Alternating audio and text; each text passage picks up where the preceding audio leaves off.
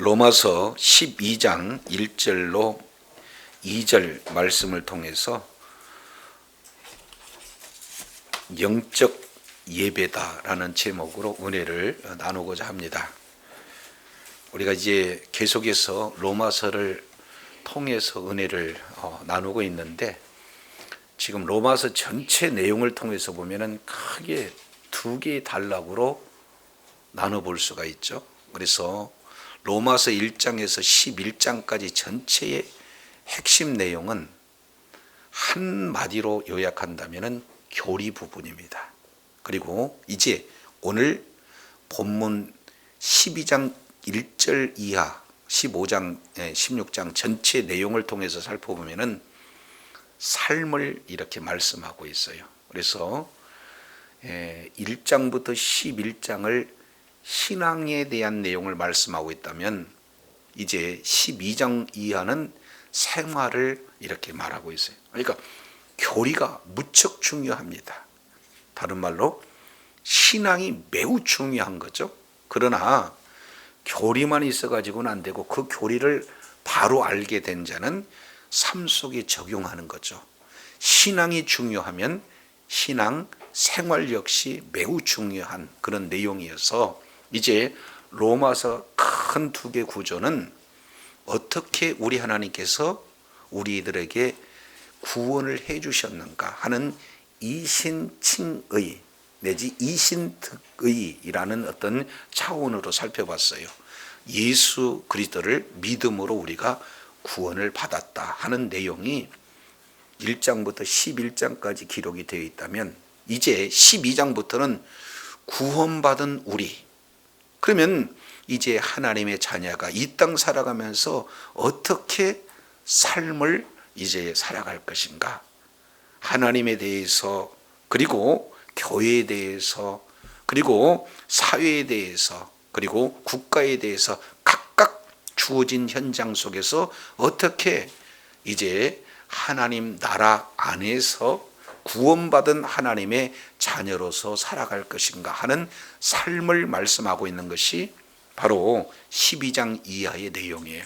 그만큼 오늘 본문 내용은 너무 중요한 그런 내용이다, 이렇게 볼 수가 있습니다. 자, 1절 우리 내용을 통해서 보면은 1절 그리고 2절 이렇게 기록이 되고 있는데, 이 내용은 무엇과 연결을 볼 수 있냐면은 구약 성경 레위기서예요. 그래서 레위기서 전체 내용을 압축 요약하게 되어지면은 로마서 12장 1절 2절로 이렇게 연결이 됩니다. 구약의 제사가 이제는 신약이 어떻게 예배로 전환되어지는가 하는 내용을 오늘 사도 바울은 아주 핵심적인 내용을 이렇게 말씀을 하고 있습니다.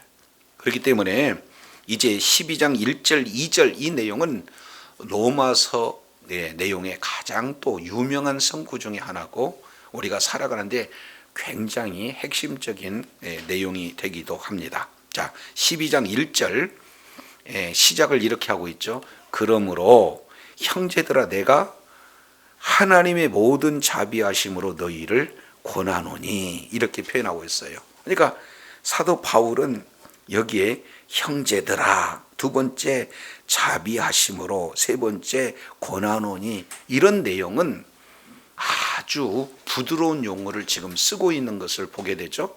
지금까지 교리를 말했을 때는 아주 준엄하게, 그리고 정확하게, 아주 세세하게 이렇게 말씀을 하고 있다면, 지금 12장 들어가는 첫 내용을 통해서 보면 매우 부드러운 그런 언어를 사용하고 있는 것을 보게 되어져요. 이제 신앙은 정확해야 되기 때문에 아주 준엄하게 말씀하고 있다면, 삶은 사도 바울을 포함한 모든 믿는 성도들이 다 함께 살아가야 되기 때문에 이제 이렇게 권하고 있는 그런 모습을 이렇게 표현이 되고 있습니다. 그래서 자, 12장 1절 이런 내용의 스타트를 뭘로 말씀하고 있냐면, 그러므로, 거기다가 세모를 쫙 쳐놓으세요. 이 접속사가 매우 중요합니다. 그러니까 그러므로를 이해해야 그 다음 문제를 우리가 나갈 수가 있어요. 그러면 여기서 그러므로라고 하는 것은 넓게 보면은 로마서 1장부터 시작해서 11장 36절 함으로 내가 너에게 권한다 라는 내용을 말씀하고 있어요. 조금 더 짧게 표현한다면 앞에 11장 33절에서 35절을 함으로 너희에게 권한다 이렇게 말씀하고 있죠. 자, 우리가 지난 시간 내용을 압축해 보면은 자 이렇습니다. 로마서 1장부터 8장까지 이 내용은 아주 구원의 이제 정수를 말씀하고 있죠. 크게 핵심 내용 세 가지를 표현합니다. 첫 번째, 이제 모든 인류는 다 죄인이다. 이방인도 죄인이고 유대인도 죄인이고 모두가 죄인이다 라는 사실을 로마서 1장 1절로 3장 20절까지 내용을 통해서 살펴봤어요. 자, 그렇다면 이 죄 문제를 해결하실 분이 누구냐? 성경 율법을 통해서 우리가 죄인임을 알고 그 죄를 해결할 수 있는 분이 바로 예수님이시다라는 사실을 말씀하고 있죠. 그래서 예수 그리스도를 믿는 믿음으로 우리가 의롭게 되어졌다 하는 내용이 3장 21절부터 5장 21절까지 바로 구원에 관련된 내용, 의에 관련된 내용을 말씀하라고 있어요. 그리고 이제 우리가 예수 그리스도를 믿음으로 구원을 받았다면 이제는 예수님을 닮아가는 하나님의 성품을 닮아가는 성화의 삶을 어떻게 살아야 될 것인가 하는 내용이 6장 그리고 7장 8장에 이제 말씀을 하고 있죠. 그래서 죄와 구원과 성화의 문제를 1장에서 8장까지 다루고 있다면 9장, 10장, 11장 이 세 장은 이스라엘의 구원에 대한 내용을 말씀하고 있죠. 그래서 이스라엘의 과거, 이스라엘의 현재, 이스라엘의 미래 이 내용을 통해서 하나님께서는 반드시 이스라엘 백성들을 구원하시는 하나님의 주권에 대한 내용이 소개되고 있습니다. 자, 이 내용을 사도 바울이 이제 아주 마음 가운데 큰 슬픔과 고통을 느끼죠. 가서 복음을 전하게 되어지면은 엄청난 특권을 받았던 유대인들은 복음을 이제 받아들이지 못하고 그리고 이방인들에게 복음을 전하면 모두가 다 돌아오는 그런 놀라운 역사를 살펴보면서 마음 가운데 내 민족이 구원을 받았으면 내가 구원받는 일이 내가 혹 저주를 받는다 할지라도 하나님 앞에 간절히 고통하며 구하고 있는 내용은 민족 구원이 있거든요. 자, 그런데 여기서 하나님의 놀라운 계시로 말미암아 깨닫는 사항은 복음을 증거하면 증거할수록 이스라엘 백성들은 그 복음에 넘어져요. 그런 내용을 통해서 이제는 복음이 이방인에게로 넘어갑니다. 그래서 이스라엘 백성들이 유대인들이 넘어짐으로 이방인들에게 부요함이 나타났어요. 그런데 그 부요함을 통해서 다시 이스라엘 백성들이 시기가 남으로 말미암아 복음으로 돌아와 결국에는 이방인뿐만 아니라 유대인들 자체도 다 구원에 이르는 하나님의 놀라운 경륜을 사도 바울이 깨닫고 오늘 로마서 11장 33절 내용을 통해서 보니까 이렇게 표현을 합니다.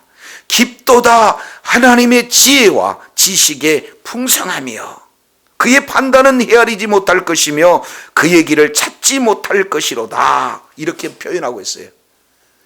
이 오묘하신 그 하나님의 지혜와 그리고 그 지식 이 내용을 하나님께서 계시로 깨닫게 해주신 사도 바울은 하나님을 찬양하고 있죠. 그래서 누가 주의 마음을 알 수 있느냐, 누가 그의 모사가 될 수 있느냐, 누가 먼저 이렇게 하나님 앞에 들여서 갚을 수 있겠느냐. 이것은 전적인 하나님의 은혜이기 때문에 구원은 이제 십자가에서 우리 주님께서 이루어놓으신 은혜이기 때문에 우리는 믿는 믿음만 가지면 구원을 얻는다는 거죠. 자, 이런 내용을 이제 최종적으로 로마서 1장 1절부터 35절까지 모든 내용들을 압축 요약해서 단 한 절로 결론을 짓습니다. 자, 36절 우리 다 같이 11장 36절 읽겠습니다. 시작. 이는 만물이 주에게서 나오고 주로 말미암고 주에게로 돌아감이라. 그에게 영광이 세세에 있을지어다. 아멘. 아멘이십니까? 이 36절 한 내용은 바로 기독교 전체 교리의 결론이고, 그리고 모든 신학의 결론이고, 신앙의 결론이 뭐냐? 로마서 11장 36절이에요.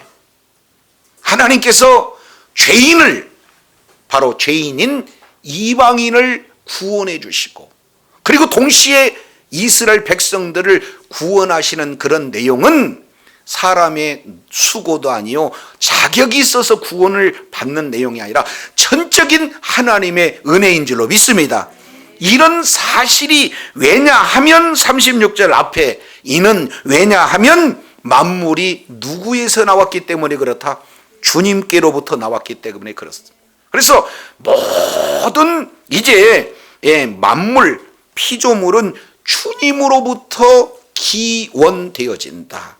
그리고 모든 삶의 내용이 주님으로 말미암는다. 그리고 이제는 결국에 최종적으로 종결은 주님으로 말미암아 종결되어진다라는 사실을 고백하고 있어요. 여기서 세 개의 단어, 주에게서, 주로, 그도고 주에게로, 주라는 세 번 주님이 나오는 이런 내용을 강조하고 있습니다. 이것을 주권 사상 이렇게 표현하고 있습니다. 이제 모든 이들을 구원해 주시는 하나님의 은혜를 이제 살펴보면은 이 모든 것이 다 하나님의 주권에 있다라는 사실을 말씀하고 있습니다. 이스라엘의 구원도 이방인의 구원도 하나님의 주권 아래 이루어지는 내용인 줄로 깨달으시기를 바랍니다. 이것은 모든 신학의 핵심이다 그 말이죠. 모든 교리의 결론이다 그 말이죠. 자, 그러면 이 역사의 주권자가 우리 하나님이시고, 인생의 주권자가 우리 하나님이시고, 그리고 우리 교회의 주권자가 누구셔요? 우리 하나님이시다. 그래서 우리의 모든 일생의 주권, 우리들의 일생의 기원도, 과정도, 종결도 바로 주 안에 있고, 주님의 주권 아래 있고, 온 세계 역사의 기원도, 그리고 과정도, 종결도 주님의 주권 아래에 있게 되는 줄로 믿습니다. 그러면 이 모든 것이 다 구원의 문제뿐만 아니라 모든 과정 하나하나, 모든 내용의 전반적인 그런 피조세계의 하나님의 통치가 바로 주님의 주권 아래에 있다라는 사실을 알게 되었을 때 우리는 한 가지 고백되어지는 것이 뭐냐? 영광을 그에게 세세히 있으리로다. 이렇게 영광을 주님 앞에 올려드리는 줄로 믿습니다. 그래서 두 글자, 주권사상과 영광사상. 그래서 기독교의 정수는 두 키워드, 하나는 주권이요 또 하나는 영광이다. 압축한다면 이것을 주영의 사상 이렇게 표현할 수가 있죠. 그래서 이제 하나님의 놀라운 은혜가 이제 이렇게 우리들에게 주어진 거예요. 그러면은 우리에게 이런 구원의 은혜, 이것을 전적으로 하나님의 긍휼하심으로 주어진 사실이라면 우리는 하나님 앞에 영광 돌리는데 어떻게 영광 돌리느냐? 딱 한 가지가 뭐냐면은 하나님의 은혜가 우리에게 부어졌을 때 그 은혜가 이제 우리의 삶의 현장 속에서 영광 돌리는 한 가지는 바로 예배인 줄로 믿습니다. 예, 그래서 우리는 무엇보다도 예배의 승리자가 되어져야 돼요. 그래서 가정에서도 예배에 승리하고, 그리고 직장에서도 예배에 승리하고, 모든 삶의 영역에서 예배의 승리자가 최후의 승리자가 되어지는 거예요. 그래서 맨 먼저 12장 1절에 삶에 적용되는 첫 번째 내용이 뭐냐? 예배에 대해서 나와요. 그래서 오늘 그러므로 하나님의 놀라운 은혜, 모든 것이 바로 주님의 주권하에 있고 이 내용을 통해 하나님 앞에 영광 돌리고자 하는 그런 자에게는 어떤 내용이냐? 형제들아, 내가 하나님의 모든 자비하심으로 너희를 뭐한다? 권한다. 이렇게 표현하고 있어요. 여기서 사도 바울의 그 고백을 우리가 살펴본다면 우리 로마 교회 성도들을 향해서 뭐라고 표현하냐면은 형제들아 이렇게 얘기해요. 이제 사도 중에서도 정말로 예수님을 가장 많이 닮았다고 하는 지금 사도 바울이 나는 이 정도고 너희는 내 말 들어야 돼 라고 명령하는 것이 아니라 이렇게 표현해. 뭐라고요? 형제들아. 그렇지 않습니까? 누가 많이 배우고 누가 많이 가지고 누가 더 잘 나가고 이런 내용으로 계급을 나누는 것이 아니고 동일하게 하나님의 이제 은혜를 받은 자, 다른 말로 예수 그리스도를 믿음으로 구원받는 모든 자들을 뭐라고 표현하고 있습니까? 형제들아 이렇게 표현하고 있어요. 이것은 사도 바울의 그런 어떤 모습이죠. 이게 바로 형제를 형제로 보는 그런 사도 바울의 겸손의 모습을 보게 됩니다. 그래서 예배는요, 누구만 드릴 수 있느냐?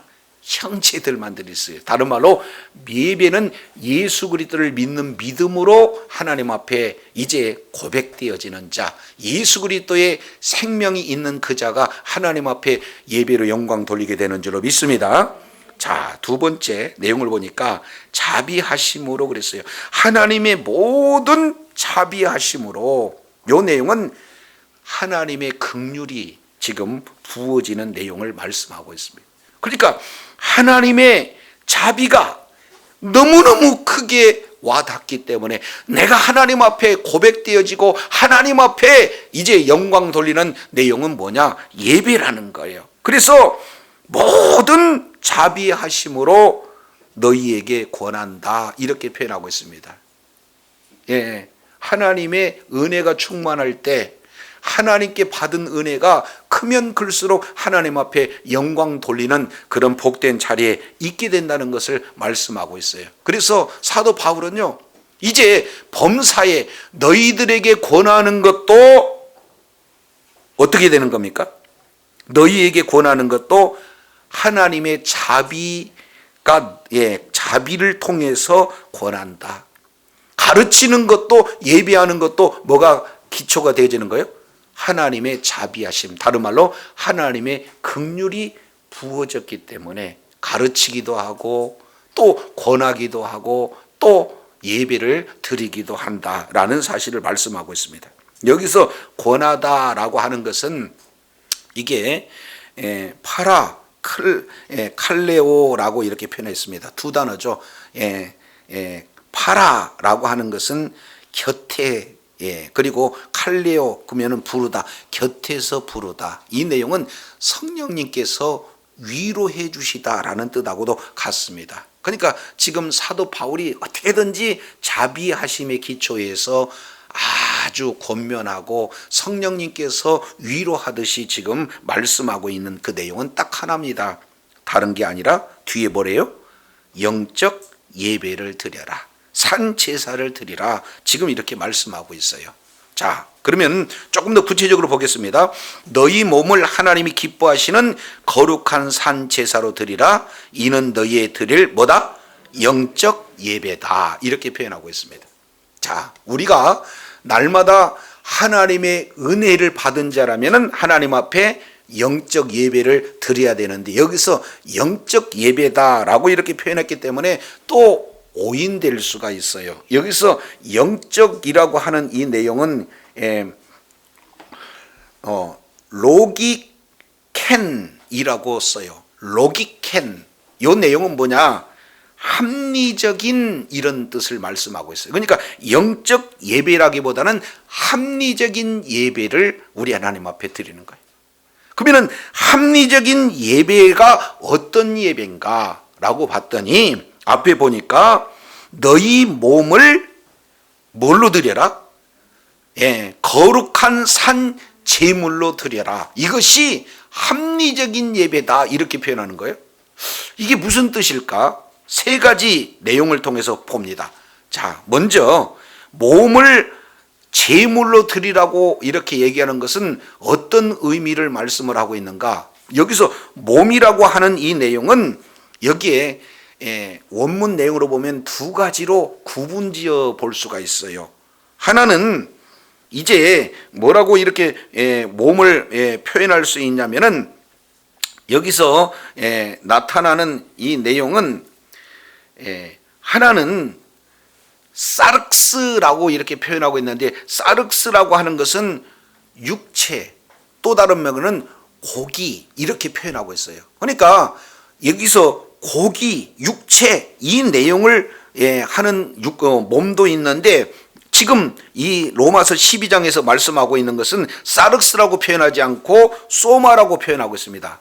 이 소마는 다른 내용으로 뭐냐면은 전 인격을 표현하고 있습니다. 그러니까 전 인격적인 인간이라는 아주 이제 포괄적인 그런 의미를 사용하고 있는 내용이 뭐냐면은 바로 소마 그래요.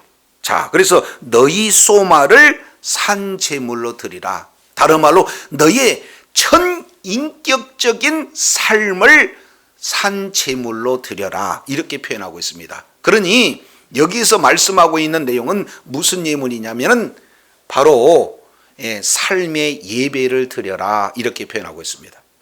물론 지금 오늘 주일 예배를 우리가 하나님 앞에 드릴 때 정한 시간 정한 장소에서 모두 구원받는 무리들이 하나님 앞에 찬양하며 예배로 영광 돌리잖아요. 이 예배가 너무 중요해요. 근데 이 예배만을 말씀하고 있는 게 아니라 이 예배는 어디로 연결이 되어지냐면은 삶의 예배로 연결돼야 될 줄로 믿습니다. 그러니까 지금 주일 오전 예배, 오후 예배, 주일 예배는 파송 예배가 되어지는 거예요. 오늘 주님의 날 하나님 앞에 예배드리는 이 모습이 이제는 삶의 현장으로 파송하는 그런 예배와 연결이 되어져요. 그래서 가정으로 파송하고, 직장으로 파송하고, 학교로 파송하고, 세급터전 모든 곳곳에 파송하는 그런 예배니까 그 삶의 현장 속에서 하나님 앞에 뭐예요? 너희 몸을 드리는, 삶의 예배로 드리는, 전 인격을 우리 하나님 앞에 드리는 예배를 드리라고 지금 권면하고 있는 내용이에요. 오늘 이 말씀을 저와 여러분이 믿음으로 생명으로 소유해서 있는 그곳에서 영적 예배로, 하나님의 보시기에 합당한 예배로 하나님이 받으시는 예배가 되어야 될 줄로 믿습니다. 그러한 삶의 예배를 드리기 위해서 세 가지를 지금 앞에 표현을 하고 있죠. 첫 번째, 너의 몸을 하나님 앞에 산 제물로 드릴 때 첫 번째, 하나님이 기뻐하시는 제물로 드려라. 그리고 두 번째, 거룩한 제물로 드려라. 세 번째, 산 제물로 드려라. 이렇게 말씀하고 있어요. 여기서 하나님이 기뻐하신이라고 하는 내용은 어떤 내용이냐? 하나님께서 받으실 만한 예배를 드려라, 이렇게 말씀하고 있어요. 이건요, 하나 형식적인 예배가 아니고, 종교적인 예배가 아니고, 내 중심의 예배가 아니고 하나님 중심의 예배를 드려라, 이 말씀을 하고 있습니다. 창세기 4장 내용을 통해서 보면은 가인도 하나님 앞에 예배를 드렸어요. 아벨도 하나님 앞에 예배를 드렸습니다. 그러니까 예배를 드리는 것보다 더 중요한 것은 하나님이 받으시는 예배가 더 중요하다는 사실이에요. 그렇기 때문에 가인은 하나님이 받으시지 않은 예배를 계속 드리게 되는 거고, 아벨은 하나님이 받으시는 예배를 드렸어요. 저와 여러분이 삶의 현장에서 삶의 예배로 우리 하나님 앞에 산 제물로 저와 여러분을 드리고자 할 때에 하나님이 받으시는 예배가 되어야 될 줄로 믿습니다. 이것을 뭐라고 표현하냐면 하나님이 기뻐하시는 제물이다, 이렇게 표현하고 있습니다. 여기서 기뻐하다라는 것은 accept, 하나님이 받으실 만한 하는 내용을 말씀하고 있어요. 두 번째는요, 자, 그러면 하나님이 받으실 만한 예배는 어떤 예배가 되어지는가? 그 다음에 보니까 거룩한 제물로 예배를 드려야 된다. 이렇게 표현해요. 여기서 거룩하다는 것은 1차적 의미는요, 바로 구별되어진 예배, 이렇게 표현하고 있습니다. 세상과 구별된 전인격. 그러니까 생각도 구별되고 이제 모든 지정의가 다 구별되고 전인격이 다 구별된 거예요. 그래서 이제는 삶의 현장 속에서 세상의 방법, 세상의 가치, 세상의 기준, 이거하고 전혀 다른 이제 구별된 어떤 삶을 말씀하고 있죠. 그러면 세상 사람들이 말하는 거하고 전혀 구별된 말, 그잖아요. 그리고 행동도 세상 사람들이 이렇게 살아가고 있는 예수 밖에 있는 사람하고 구별된 행동, 구별된 가치관, 구별된 모든 시선, 모든 마음, 계획, 이런 내용으로 하나님 앞에 받으실 만한 예배가 되어진다라는 것을 말씀합니다. 세 번째는요, 하나님이 받으시고 그러기 위해서 구별된 그런 어떤 제물이 돼야 되겠지만, 세 번째는 그렇게 하기 위해서 최종적으로는 뭐가 필요하냐? 산 제물로 드려야 된다라는 사실을 말씀하고 있어요. 구약은 산 제물로 드립니까? 죽은 제물로 드립니까?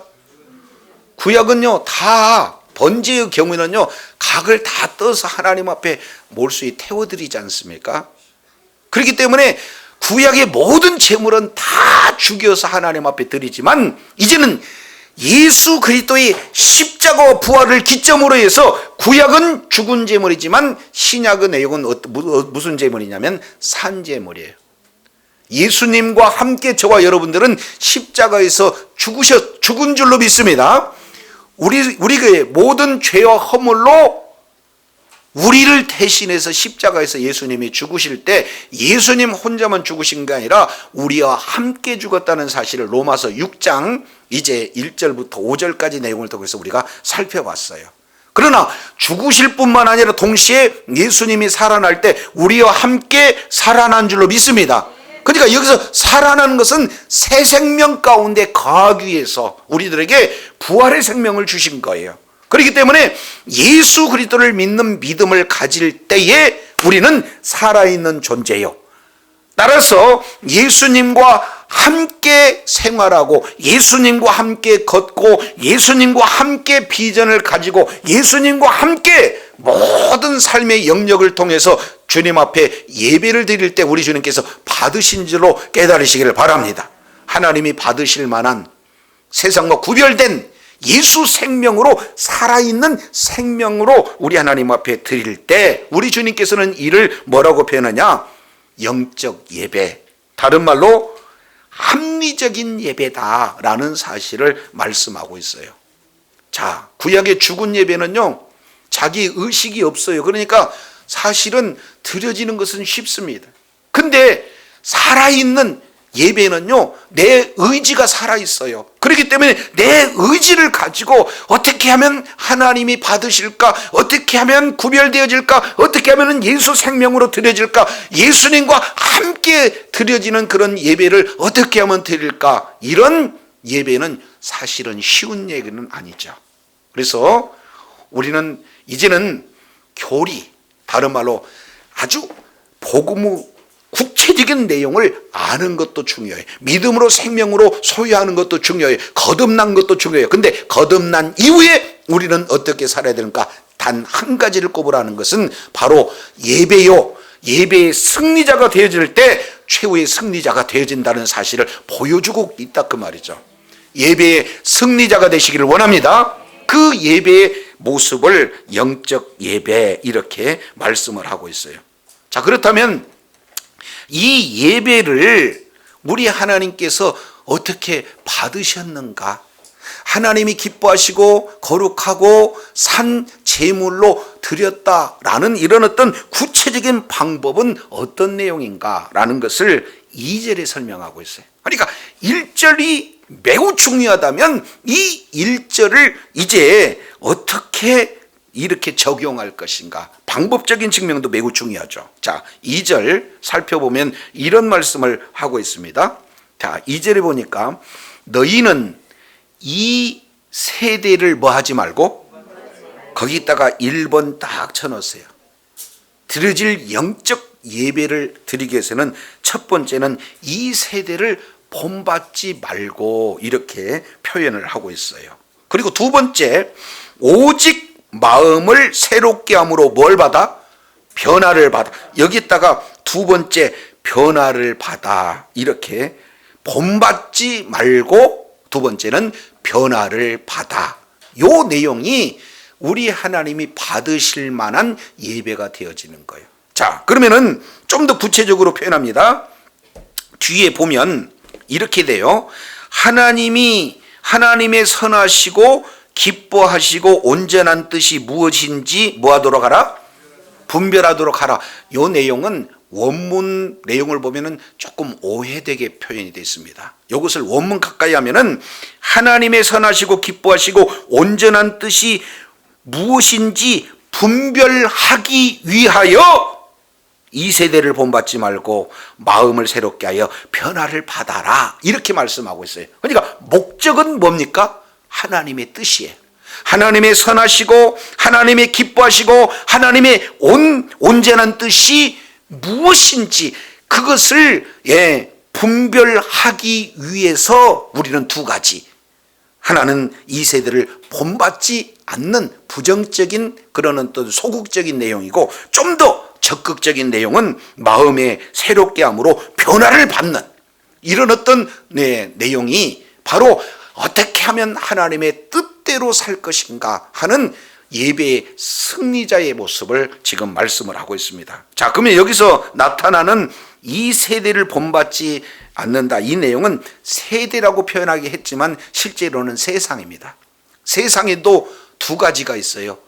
육체도 고깃덩어리 육체도 있지만 아까 말씀드렸더니 뭐라고 그래? 전인격, 이 몸도 이제 육체라고 표현하는 것처럼 세상 역시 마찬가지로 두 가지로 표현할 수가 있어요.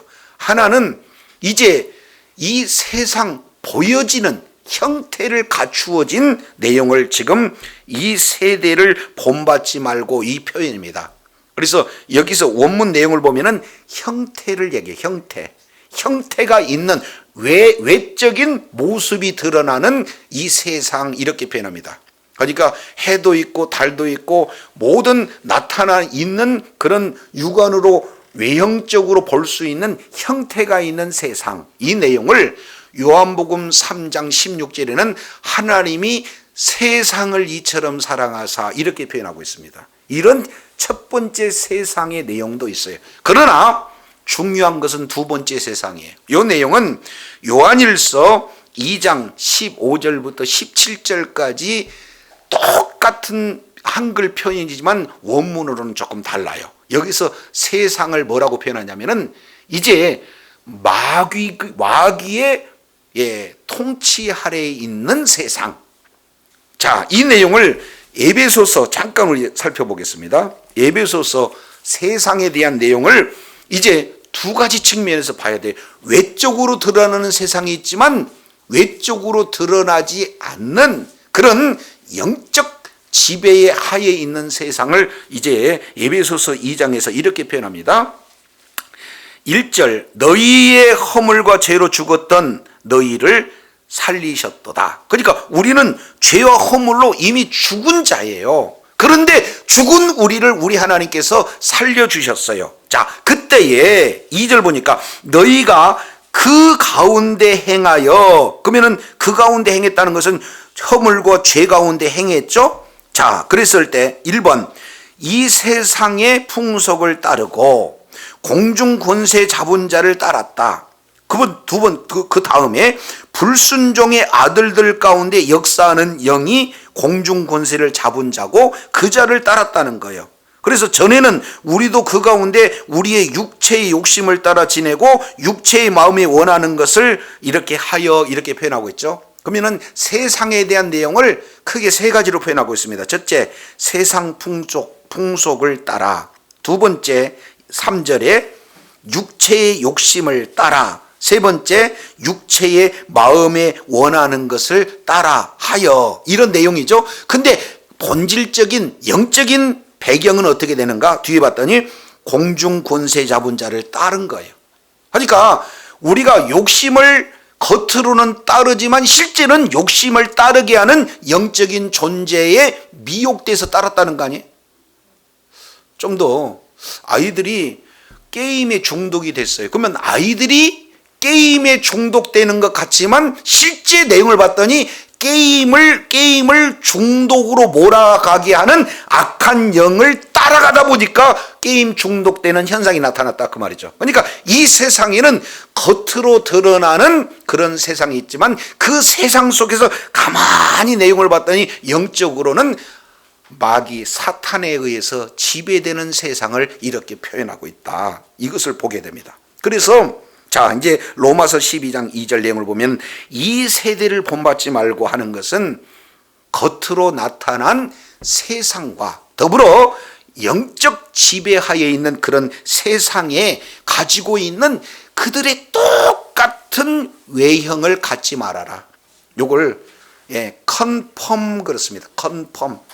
폼이 동일하게. 그러니까 세상에서 봄이면은 봄나들이 해야 된다라는 것을 그대로 따라가고 이제 세상에서 물을 다 머리에다가 물을 들이라 그러면은 그 물을 들이는 거 따라가는 이 내용을 세상을 본받고 이런 뜻이에요. 그러니까 이 세대를 본받아라, 본받지 마다라, 본받지 말라?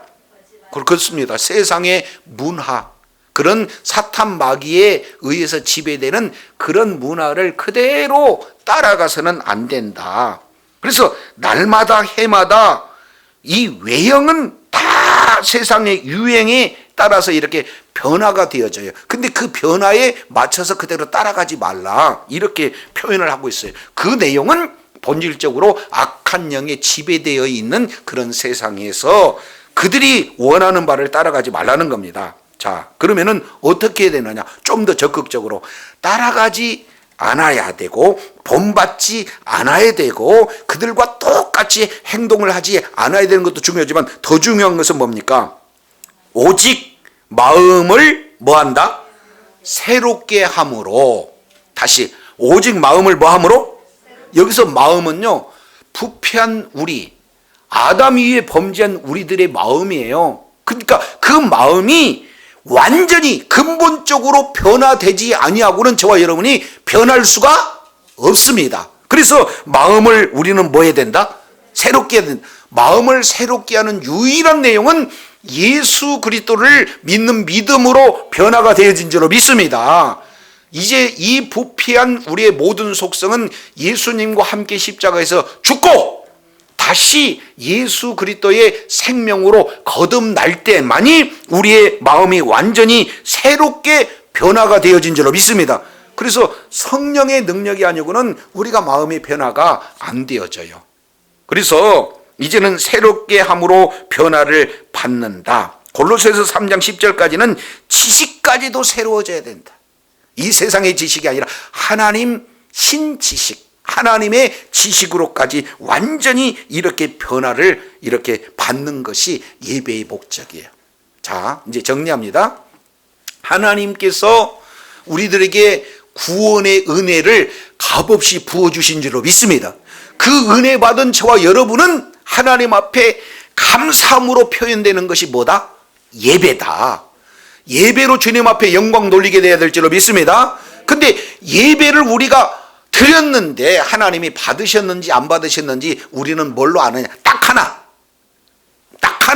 두 가지로 표현한다면은 세상 기류 변화에 안 따라가고 좀 더 구체적으로 표현한다면은 저와 여러분이 뭘 이렇게 진행이 되냐면 변화받게 되어진 줄로 믿습니다. 다시 뭐라고요? 변화. 그러니까 오늘 저와 여러분이 와서 종교적으로 정간 시간에 형식을 다해서 예배를 드리지만 받았는지 안 받았는지, 다른 말로 우리가 바로 하나님 앞에 영과 진리로 예배를 드렸는지 안 드렸는지는 뭘로 나타나느냐? 저와 여러분이 변화되었느냐 안 되었느냐 이거 가지고 나타난다 그 말이죠. 그냥 드리는 것이 목적이 아니라 하나님이 받으시는 예배가 되어야 되는데 어떻게 받으셨는가 저와 여러분이 변화가 되어야 될 줄로 믿습니다. 그러니까 지금까지는 내가 이제 세상의 가치를 두고 세상과 똑같은 폼을 가지고 그들과 같이 이런 일들을 진행했는데 오늘 말씀을 통해서 보니까 이렇게 살아서는 안 되겠구나. 내가 변화를 받아야 되는데 근본적인 변화를 받아야 되겠구나. 지금부터는 하나님이 기뻐하시고 선하시고 온전한 뜻이 무엇인지 이 분별을 잘해서 어떻게든지 주의 뜻을 이루는 삶을 살아야 되겠다라고 변화되는 모습이 저와 여러분의 실질적인 예배의 모습이 되어지는 줄로 믿습니다. 그렇기 때문에 변화를 받아야 된다 그 말이죠. 아멘이시죠? 아멘이십니까? 아멘이십니까? 그러니까 예배를 드리기 이전과 예배를 드린 이후, 예배 전에 저와 여러분의 모습이 이제는 예배 이후에 변화된 저와 여러분의 모습을 통해서 하나님 앞에 예배를 드리는 자의 모습이 어떻게 변화됐는가를 따라서 이 예배를 하나님이 받으시는 예배였구나 라고 이렇게 말씀을 드릴 수가 있어요. 그렇기 때문에 끝까지 이제 삶의 예배를 통해서 날마다 하나님이 받으시는 놀라운 은혜 가운데 거해야 될 줄로 믿습니다. 자, 이 내용을 그대로 적용을 우리가 한번 해보겠습니다. 자, 성경 몇 군데만 이렇게 찾아보겠는데 먼저 에베소서 5장 한번 살펴보겠습니다. 에베소서 5장 1절에 그러므로 사랑을 입은 자녀같이 너희는 하나님을 본받는 자가 되라. 이 내용은 영적인 예배를 드려라 이렇게 표현을 하고 있는 거예요. 자, 그러면은 뒤에 보겠습니다. 사랑을 입은 자녀같이 하나님을 본받는 자가 된다는 것은 2절 이렇게 말하고 있습니다. 그리스도께서 너희를 사랑하신 것 같이 너희도 사랑 가운데 행하라. 그는 우리를 위하여 자신을 버리사 향기로운 제물과 생축으로 하나님 앞에 드리셨느니라 그랬죠. 그러면 예수님의 삶은 어떤 삶입니까? 제물을, 자기 자신을 하나님 앞에 제물로 드리는 삶, 다른 말로 제사의 삶을 사셨던 분이 바로 누구예요? 예수님이에요. 그래서 예수님은 이 땅에 제물로 오셨어요. 우리를 위해서 죽으시러 오셨다 그 말이죠. 그래서 결국에 십자가에서 달려 죽으심으로 말미암아 저와 여러분을 구원하는 그런 온전한 제물로서의 삶을 사셨기에 그 예수 그리스도를 믿는 믿음으로 저와 여러분은 구원에 이르게 되는 줄로 깨달으시길 바랍니다. 자, 그러면은 예수님이 사셨던 그 삶 그대로 사랑을 입은 자녀같이 너희도 하나님을 본받는 자 되라 이렇게 말씀하고 있어요. 그래서 사도 바울은 이러한 예수님이 제사의 삶을 살았던 것처럼 그냥 주일 예배의 예배가 아니라 이 예배도 중요하지만 삶의 예배 가운데서 이제 예배 제사의 삶을 살았던 바로 예수님과 동일하게 사도 바울 역시 마찬가지로 늘 주일에 예배를 드려요. 그러나 모든 삶의 현장에서 이제 하나님이 받으실 만한 예배를 드린 자가 누구였나? 사도 바울이에요. 자, 이것을 성경 한 군데 찾아보겠습니다. 디모데 후서 보겠습니다. 디모데 후서. 사도 바울은 다메섹 도상에서 살아계신 예수님을 체험하고 그리고 그 이후부터 모든 삶이 아예 제사의 삶이었어요. 그 제사의 삶을 어떻게 사셨는가? 내용을 봤더니 디모데 후서 4장 6절 내용을 보니까 이렇게 말씀하고 있습니다. 자,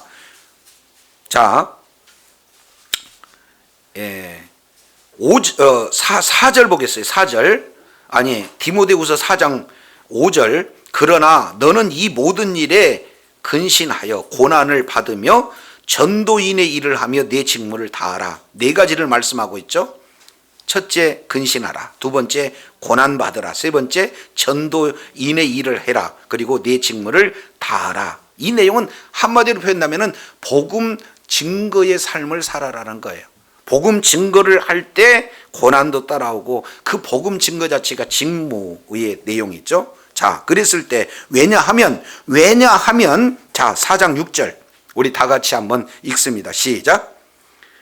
전제와 같이 벌써 내가 부음이 되고 나의 떠날 기약이 가까웠도다. 이게요, 구약의 내용을 알아야 이 부분들을 지금 말씀을 잘 해석할 수 있는 내용이죠. 여기서 전제라고 하는 것이 나왔어요. 여기서 전제라는 것은요, 제사를 드리는 방법이에요. 제사 드리는 방법 중에 4가지가 있는데 그 중에 하나가 전제입니다. 화제는 태워드리는 방법, 태워서 드리는 방법이고, 여기서 전제는 부어드리는 방법으로 제사를 하는 거예요. 그리고 요제는 들어서, 이제 흔들어서, 거제는 들어서, 이렇게 해서 크게 요제, 거제, 전제, 화제, 이것은 하나의 제사 방법인데, 지금 사도 바울은 전제를 벌써 부었다. 그 얘기는, 이 전제는 제사의 맨 마지막에 포도주를 이제 부는 그 부음 자체를 전제라고 표현하고 있어요. 그래서 독한 독주나 포도주나 아니면은 이제 제물의 피를 담아다가 마지막 부어주는 거죠. 그러니까 지금 사도 바울은 자기 자신이 어떻게 돼요? 제사의 삶을 살았는데 마지막 이제 부어졌기 때문에 더 이상 삶이 없다는 거예요. 왜 그러냐? 그 위에 보니까 나의 떠날 기약이 가까웠다. 이미 순교 전에 지금 말씀하고 있는 그런 내용이 있죠. 자, 그래서 두 번째, 내가 전제와 같이 벌써 부음이 되어졌다. 그러면서 7절, 내가 선한 싸움을 싸우고 나의 달려갈 길을 마두고 지금까지 뭘 지켰다? 믿음을 지켰다. 그래서 삶의 모든 내용이 제사를 드리는 삶이었고, 제사 드리는 그런 삶의 핵심 3가지가 선한 싸움을 싸웠어요. 이것은 영적 전투를 얘기하는 거고, 늘 내가 달려갈 길을 하나님이 그 믿음의 경주를 이렇게 진행하신 내용을 계속해서 믿음의 길을 계속 이제 끝까지 완주하는 그런 내용이죠. 그런데 마지막까지 지킨 것은 뭐였어요? 믿음을 지켰다. 이렇게 표현하고 있습니다. 예수님이 제사를 드리는 삶으로 마지막까지 이제 완주했던 것과 똑같이 예수님을 본받아 지금 사도 바울 역시 마찬가지로 제사의 삶을 살았다. 이렇게 표현하고 있습니다. 자, 그러면 사도 바울은 자기 자신이 이런 삶을 예수님의 본받는 삶이요, 그런 본받는 삶을 살았다면 저와 여러분에게도 이런 말씀을 진행하시겠죠. 자, 이 내용을 이제 2군데만 찾아보고 마치겠습니다. 이제 어디를 보시냐면은 빌립보서를 어디를 보시냐면은 히브리서를 한번 보겠습니다. 히브리서. 자, 히브리서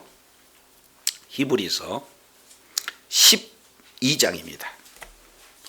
히브리서 12장. 히브리서 12장 히브리서 12장 28절. 그러므로 우리가 진동하지 못할 나라를 받았다. 여기서 진동하다는 것은 이 세상은요, 모두가 다 진동하는 나라가 되어져요. 여기서 이제 막 지진이 나고 뭐 여러 가지 큰 문제들이 지금 많이 이렇게 진동하는 그런 나라죠. 시내산에 우리 하나님이 임했을 때 뭐가 있었어요? 진동이 임했어요. 그리고 마지막 우리 주님이 재림할 때 이 세상은 어떻게 돼요? 지진과 같은 진동의 역사가 나타나요. 근데 우리가 영원히 살 것은 이런 진동이 없는 나라에 우리가 살게 될 줄로 믿습니다. 그래서 28절, 그러므로 우리가 진동치 못할 나라를 받았은즉, 그 다음에 28절 뭐 하자? 이게 원문 내용으로는 은혜를 받자가 아니라요, 감사히 여기자, 이렇게 표현해. 다시 뭐라고요? 감사히. 그러니까 아니, 값없이 예수 그리스도를 믿는 믿음으로 구원을 받은 우리에게 값없이 주어지는 그 구원의 은혜가 이제는 뭘로 연결되냐면 하나님의 나라를 상속받았어요. 저와 여러분이 뭐가 자격이 있어가서 아니라 그런 엄청난 은혜를 받았다. 그러면은 저와 여러분이 첫 번째 고백되어질 내용이 뭐냐? 감사합니다, 이거예요. 아멘. 아멘. 네, 감사의 감사. 그리고 이로 말미암아 경건과 두려움으로 하나님을 기쁘시게 뭐한다? 이게 섬기다가 예배하다요. 그러니까 하나님 감사합니다. 그리고 늘 감사의 삶 자체를 통해서 하나님 앞에 뭐하는 삶? 예배드리는 삶. 이 내용이 저와 여러분에게 지금 말씀하고 있는 내용이다 그 말이죠. 왜냐하면 왜 감사하고 두 가지입니다. 왜 감사하고 또 하나는 기쁨으로 예배를 드려야 되는가? 두 가지예요. 하나는 예배입니다. 섬기는 건데 어떻게 섬기는 거냐? 감사함으로 섬기는 거고 또 기쁨으로 섬기는 거예요. 다른 말로 감사함으로 예배드리고 기쁨으로 예배를 드리는 거예요. 왜냐하면 앞에 빠졌어요. 29절. 왜냐하면 우리 하나님은 뭐하는 분이다? 소멸하는 불이에요. 다른 말로 예배는 드렸는데 실제 예배의 삶을 살지 못해요. 교리는 아는데 교리에 따른 합당한 삶을 살지 못해요. 그러면은 우리 주님께서는 모든 그런 부분에 대해서 태운다 그 말이죠. 그러니 우리에게 하나님이 값없이 준 은혜를 우리가 받았다 그러면은 당연히 우리는 무슨 삶을 살아야 된다? 예배의 삶을 살아야 된다. 그 예배를 두 가지 어떻게? 감사함으로 예배를 드리고 또 하나는 기뻐함으로 예배를 드리는 내용. 그러면 그런 섬기는 삶, 예배의 삶을 뭐라고 표현하느냐? 13장, 히브리서 13장 15절 내용을 보니까 참 우리가 예수로 말미암아 찬미의 제사를 하나님 앞에 드리자.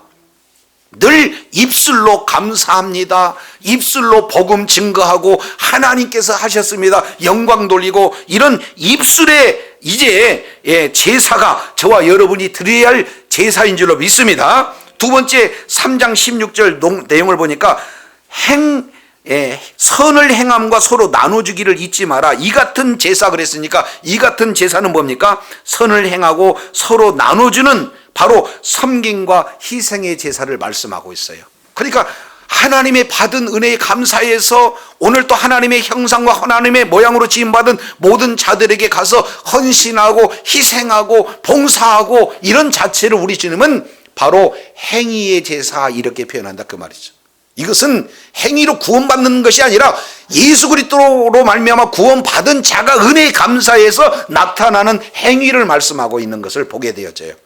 찬미의 제사 그리고 또 하나는 섬김과 희생의 제사, 삶의 현장 속에서 이러한 놀라운 삶의 그런 어떤 예배를 저와 여러분은 드릴 때에 이제는 날마다 하나님께서 우리 예배를 받아주시고 시마다 때마다 부어지는 은혜가 넘치게 될 줄로 믿습니다. 로마서 12장 1절 2절 내용을 통해서 봤더니 하나님의 은혜를 받은 자는 하나님이 받으실 만한 거룩한 산 예사를 드리는데 그 제사의 내용은 시대를 이 세상을 본받지 않는 거고 마음으로 진정한 변화를 받아 어떻게든지 하나님의 선하신 뜻이 무엇인지를 이렇게 삶 속에서 적용하는 삶의 제사대. 그 제사의 내용은 감사함으로 기쁨으로 하나님 앞에 드리는 찬미의 제사요 섬김과 희생의 제사가 저와 여러분의 삶에 풍성하게 들어짐으로 말미암아 그 예배를 받으신 우리 하나님께서 베풀어 주신 은혜가 더 풍성한 그런 놀라운 역사가 있어야 될 줄로 믿습니다. 자, 우리 다 같이 통성으로 기도합니다.